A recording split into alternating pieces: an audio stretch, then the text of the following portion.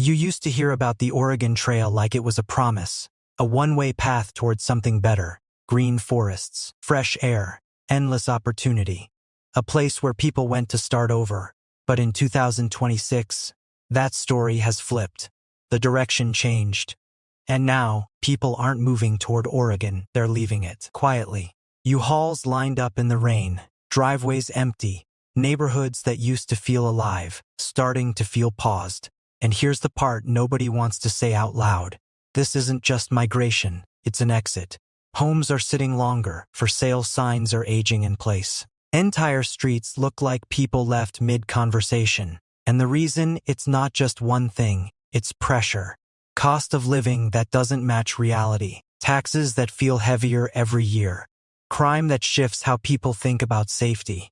And a growing feeling that maybe staying doesn't make sense anymore. So we looked deeper. We tracked the cities where homes are being left behind, where demand is fading, where the lights are going out. And by the end of this list, you'll understand why Oregon isn't pulling people in anymore. It's pushing them out. Number 10, Gresham. Right outside Portland. This was supposed to be the safe option, the quieter alternative, close enough to the city, but far enough to breathe. Now it feels different. Drive through Gresham and you notice something immediately. It's not loud, it's not chaotic. It's just empty. Homes sitting dark, lawns overgrown, fences disappearing under blackberry vines. And the silence. It doesn't feel peaceful, it feels heavy. The poverty rate has been climbing, pushing close to 17%. That's not just a statistic, that's entire neighborhoods under pressure. Homes are sitting on the market longer than they used to. Buyers aren't rushing in, even when prices drop. And then there's the part people don't ignore anymore. Property crime here is significantly above the national average. Break-ins, theft, constant low-level stress. And suddenly the question changes from, can I afford this house? To, do I even want to live here? Add rising property taxes. And the math stops working. Gresham didn't collapse overnight. It slowly became a place people started leaving. Number 9, Coos Bay. Now you head to the coast. And everything turns gray. The sky, the water, even the mood. Coos Bay used to be a working town, a lumber hub, busy, productive. Now it feels like time moved on and didn't come back. The biggest shift here isn't dramatic. It's demographic. The population is aging. Young people leave and they don't return. That leaves homes behind. Inventory rises, but buyers, they're not there. And then there's the weather. Rain, constant, relentless. Beautiful for a weekend, destructive over years. Moisture damage, mold, structural decay. Some estimates suggest a large portion of homes need major repairs. That scares off new buyers instantly. Add limited job opportunities and a poverty rate above 20%. And suddenly the housing market isn't just slow. It's frozen. Coos Bay isn't empty, but it's quietly fading. Number 8, Klamath Falls. Now you head inland, high desert, dry air, wide open space. But the housing market even drier. Klamath Falls has been struggling for years, but now it's visible. The local economy leaned heavily on agriculture, and agriculture depends on water. But water has become unpredictable. Droughts, disputes, cutbacks. And when farms struggle, everything around them does too. Income levels here are low, around $45,000 median household income. That's not enough to sustain rising costs. And when people can't keep up, they leave. Crime doesn't help either. Property crime rates are among the highest in the state for a town this size. And housing prices. Flat, no growth, no appreciation. Which means owning a home here doesn't feel like an investment. It feels like standing still. And people don't stay where nothing moves. Number 7, Roseburg. This was timber country. Strong industry, working class stability. But that foundation disappeared, and nothing replaced it. Now the town feels worn down. And there's another layer here, drugs. The opioid crisis hit hard, meth followed. And the effects show up everywhere. Homes abandoned, properties stripped, entire streets losing structure. Foreclosures are rising. Jobs today are mostly low wage, service-based, not enough to support ownership. And then there's insurance. Wildfire risk is increasing. Some homes are becoming difficult to insure. And if you can't insure a home, You can't finance it, which means fewer buyers, which means more empty houses. Roseburg didn't break suddenly. It eroded. Number 6. Medford. This should be a hotspot. Near California. Warm climate. Retirement appeal.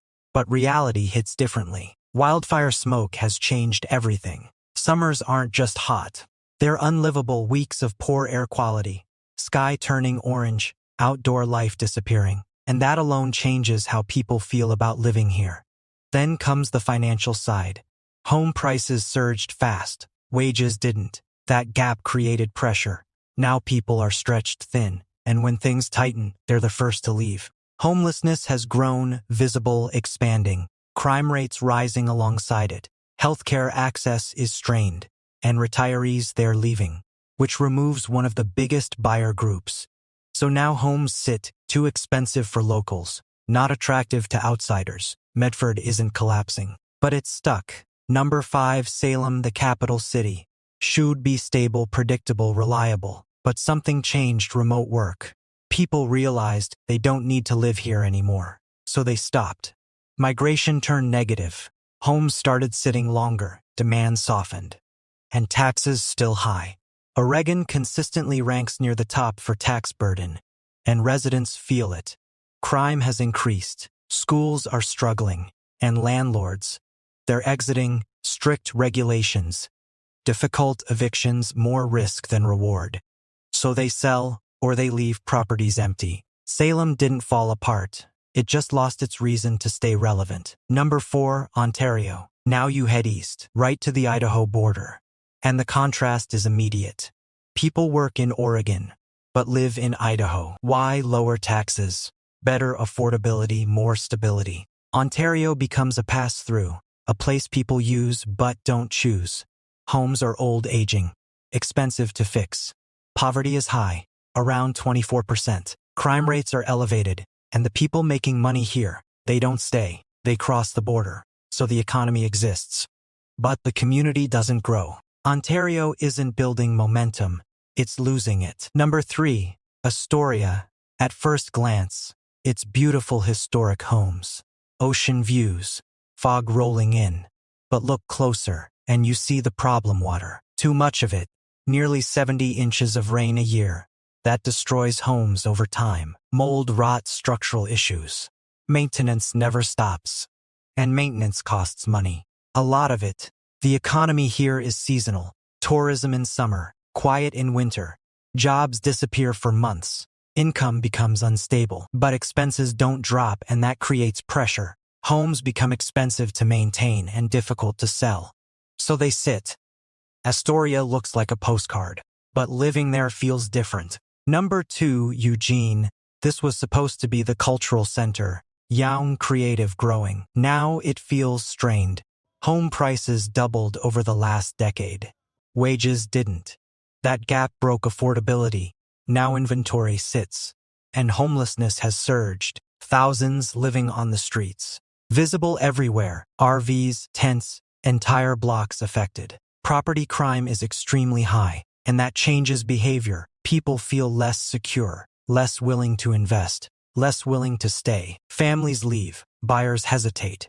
And the housing market reflects that Eugene didn't lose its identity, but it lost balance. Number 1. Portland. This was the symbol, the brand, the place everyone talked about. Now, it's the warning. Portland isn't just losing people, it's losing wealth. Thousands have left, billions in income gone with them. Downtown vacancy rates are extremely high. Offices empty, businesses closed. And that spreads outward. Neighborhoods feel it.